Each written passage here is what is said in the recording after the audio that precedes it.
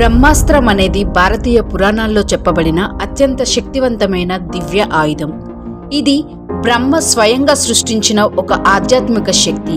దాని వెనుక ఉన్న రహస్యం అనేక స్థాయిలలో ఉంటుంది. ఆధ్యాత్మిక, శాస్త్రీయ మరియు తాత్వికంగా కూడా ఉంటుంది.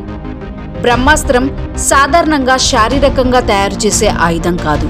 దీన్ని ఉపయోగించడానికి యోగులు, మహర్షులు మంత్రశక్తి ద్వారా దీన్ని ఆవహించేవారు. ఇది బ్రహ్మ మంత్రం అనే శక్తివంతమైన దివ్య మంత్రంతో యజ్ఞ అగ్నిలో సిద్ధమవుతుంది. దానిని ప్రయోగించేవాడు తన మనస్సును పూర్తిగా కేంద్రీకరించి దైవానుగ్రహంతోనే దీన్ని వదిలేవాడు. ఒకసారి దీన్ని ప్రయోగించిన తర్వాత తిరిగి ఆపడం చాలా కష్టం. చాలా పరిశోధకులు బ్రహ్మాస్త్రాన్ని ఆధునిక అణుబాంబుతో పోలుస్తారు. కారణం, దీని ప్రభావం విస్తారమైన ప్రదేశాన్ని దహనం చేస్తుంది.